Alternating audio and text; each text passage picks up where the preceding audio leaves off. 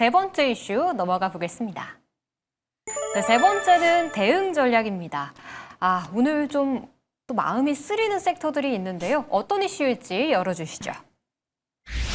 차익 실현 매물이 출회된 현대차 밸류체인입니다. 어제까지는 엑셀이 강하게 밟았는데 오늘은 일제히 브레이크의 발을 좀 얹었습니다. 특히 오늘 현대차에서만 외국인의 매도가 1조 4천억 원어치가 출회되기도 했는데요.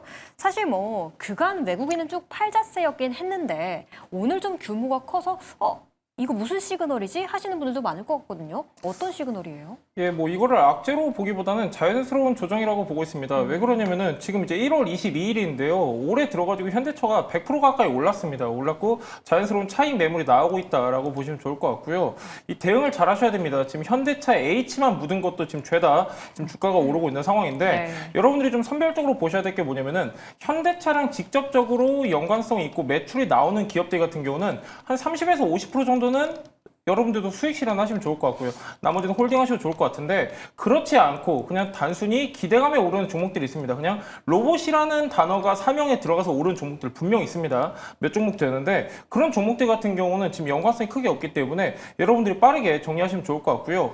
지금 이제 피지컬 AI 같은 게 지금 단순 기대감에 움직이는 게 아니라 실제로 산업에도 쓰이고 있습니다. 쓰이고 있기 때문에 저는 앞으로는 수요가 증가할 것이라고 보고 있고 현대차 같은 경우는 이 피지컬 AI 모멘텀이 최근에 강하게 작용을 하고 있지만 그 외적으로 주력 사업, 자동차 판매량도 굉장히 좋습니다. 그래서 여러분들이 조금 더 홀딩하시면 좋을 것 같은데 가장 중요한 거는 직접적인 연관성이 있냐 없냐거든요. 그러니까 예를 들면은 현대차 계열 같은 경우는 직접적인 연관성이 있기 때문에 조금 더 홀딩하시면 좋을 것 같고요. 피지컬 AI뿐만이 아니라 지금 전반적으로 봤을 때 자동차 업황이 나쁘지가 않습니다. 특히 이제 고환율로 다시 접어들었는데 환율이 10원이 올라가면은 자동차 부품업계 같은 경우는 연매출 4천억이 증가합니다. 그래서 저는 지금 시점에서는 크게 우리가 부정적으로 볼 이슈는 없다. 참고하시면 좋을 것 같고요. 다만 연관성이 없는 종목들 같은 경우는 오히려 빨리 정리하시면 좋을 것 같습니다. 아무래도 또 실적 시즌이다 보니까 이제는 또 숫자에도 흔들릴 가능성이 있기 때문에 어느 정도는 수익을 실현하는 것도 필요하겠다라는 좀 전략을 주셨네요. 사실 현대차가 굉장히 많이 올랐다가 오늘 이렇게 쭉 빠지다 보니까 다음 주에는 또다시 반도체인가 이런 생각이 들기도 하거든요. 가지고 계신 분들은 그러면 어떻게 해야 될까요?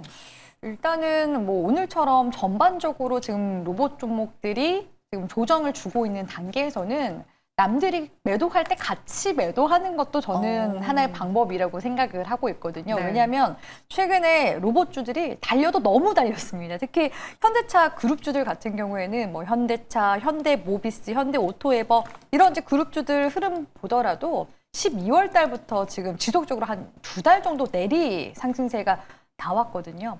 그리고 로봇주 쪽으로 또 수급이 굉장히 많이 쏠림 현상이 나타났었기 때문에 사실 언제 차익 실현이 나와도 전혀 이상하지 않는 그런 흐름들이 최근 나와줬다고 생각을 하고 있습니다. 그래서 사실 이런 로봇 성장 산업에 대한 관심과 주목도가 올라가긴 했지만 이게 사실 실제 매출로 이어지기까지는 또 시간이 걸리는 부분들도 있잖아요. 그럼 주가가 이제 어느 정도 올라가고 나서는 그런 부분에 있어서 또다시 검증을 하고자 하는 그런 부분들이 있을 겁니다. 그래서 로봇 종목들이 만약에 조정을 준다라고 했을 때 어느 쪽으로 수급이 갈까? 이런 부분들을 저는 더 실질적인 고민을 해봐야 된다고 생각을 하고 있거든요. 그래서일까요? 이번 주에는 이 로봇주들과 원전주들이 돌아가면서 핑퐁핑퐁 수급 이동이 좀 빠르게 도는 모습들이 관측이 되기도 했었거든요. 물론 이제 로봇과 원전은 별개의 지금 이슈로 움직임이 나오는 거긴 한데 그만큼 로봇주 쪽에 수급이 또 많이 쏠렸기 때문에 로봇주들 수급이 빠지면 원전주 쪽으로 가고 또 원전주 쪽 수급이 빠지면 로봇주로 가는 그러면서 지금 차익 실현에 대한 심리는 계속 좀 가중이 될 수밖에 없는 그런 시기가 지금이지 않나라는 생각을 해보게 되는 것 같습니다. 그렇기 때문에 지금 이제 조정을 줘도 이상하지 않은 시기이기 때문에 수익 중이거나 하신 분들은 일부라도 일단은 차익 실현을 하시면서 단기 대응을 좀 해나가시는 게 좋지 않을까라고 보여지고요. 또 눌림목에서 나중에 다시 재공략할 수 있는 또 시기도 줄 수 있으니까 최대한 좀 보수적으로 대응을 해나가시는 게 좋지 않을까라고 보여집니다. 그리고 말씀드렸다시피 또 다음 주는 삼성전자, SK하이닉스와 같은 또 실적 발표가 또 기다리고 있잖아요. 그러면 여기에서 수급 손바뀜이 나와도 전혀 이상하지 않는 그런 이벤트가 좀 또 남겨져 있는 그런 상황이기 때문에 일단은 말씀드린 대로 좀 보수적인 대응이 필요한 시기인 것 같다라고서 조언 드리도록 하겠습니다. 네, 알겠습니다.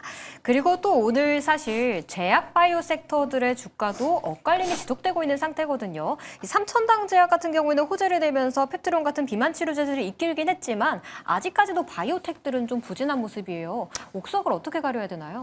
일단 제약바이오 같은 경우는 지금 이제 JP모건 헬스케어가 재료 소멸로 작용을 하면서 지금 차익 매물이 나오고 있는 상황인데요.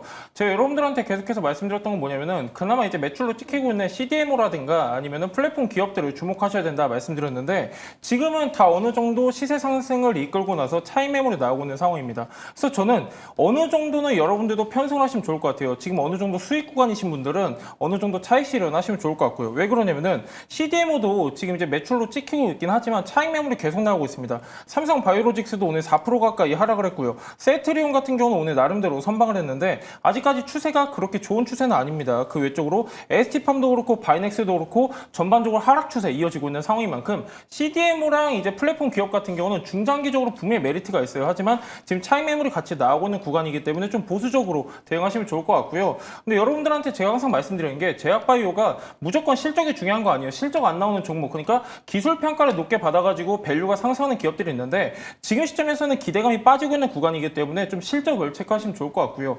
우리나라 투자자분들이 굉장히 유한 편이긴 한데 매출이 안 나오는 기업한테 용납을 못합니다. 그러니까 적자는 이해를 해요. 이해는 하는데 그러니까 여러분들이 좀 실적적인 부분도 좀 체크하시면 좋을 것 같고요. 그나마 좀 실적으로 연결되고 있는 CDMO 쪽 같은 경우는 눌림 구간에서는 여러분들이 분할매수 관점으로 접근하시면 좋을 것 같습니다. 그렇죠. 떨어지는 칼날은 잡지 않는 게 더 좋겠고 사실 이게 또 매출 정도는 그래도 내야 되는 종목들이 많기 때문에 종목을 잘 골라서 보시는 게 좋을 것 같습니다. 대표님도 아까 남들이 팔 때 그냥 같이 파는 게 좋다라고 말씀 주셔서 제약바이오 쪽도 그럴까요? 제약바이오 쪽은 최근에 이제 조정이 한 차례 나오긴 했는데요. 지금 이제 여러 종목들 말씀을 드렸는데 제 눈에는 이제 대형주 중에서 두세 종목 가량은 또 괜찮은 종목들도 눈에 띄거든요. 그러니까 뭐예요? 결국에는 대장주 쪽으로 매겨 쏠릴 가능성이 높잖아요. 그래서 네. 외인 기관들이 좋아할 만한 그런 종목들이 뭐가 있을까? 내지는 이번 연도에도 모멘텀으로 좀 부각이 될 만한 그런 종목들이 뭐가 있을까라고 했을 때 확실히 이제 ADC, 이제 항체약물 접합체 키워드는 계속해서 이제 올해도 지속적으로 이슈가 나올 것으로 이제 기대가 되는 그런 곳들이 대표적으로 저는 삼성 에피소 홀딩스와 셀트리온이라고 보고 있거든요. 또 특히 셀트리온 같은 경우에는 최근에 미국 일라일리 생산시설도 인수를 한 상황이기 때문에 생물보안법 이슈로부터도 자유롭고 또 그 안에서 지금 현재 진펜트라도 미국 내에서 지금 판매가 너무 잘 이루어지고 있는 상황이기 때문에 그런 이제 미국향 모멘텀과 ADC 모멘텀을 본다면 셀트리온도 지금 시점도 여전히 저는 기회를 찾아가 볼 수가 있다고 보고 있고요. 그리고 또 한미약품 같은 경우에도 올해도 역시나 또 JP모건 헬스케어 컨퍼런스에서 또 키워드로 또 잡혔었던 부분이 비만 치료제잖아요. 네. 그래서 우리 국내 기업 중에서는 한미약품이 빠르면 이제 올 하반기에서 연말쯤에 비만 치료제가 상용화가 이제 기대가 되는 그런 이슈들이 이제 가깝게 다가오고 있는 시점이기 때문에 기회를 찾아가 본다면 올해에도 계속 좀 키워드가 지속적으로 나올 수 있을 만한 종목들, 그러면서 대형주이면서 실적도 괜찮고 또 외인 기관의 러브콜을 받을 수 있는 종목이라고 했을 때 이 세 가지 기업들이 주가가 아직 하방으로 가지 않았다라는 점에 있어서 기회 요소가 분명히 있다고 보고 있기 때문에 옥석가리가 그만큼 지금 아주 중요한 시기인 것 같다라고 보여집니다. 네, 기본기가 탄탄한 종목들 위주로만 보시면 좋을 것 같습니다. 이렇게 오늘 장 마무리 정리해봤고요. 이어지는 매경 주식 리그에서 팀별 수익률 대결과 내일장 전망까지 세워가시길 바랍니다.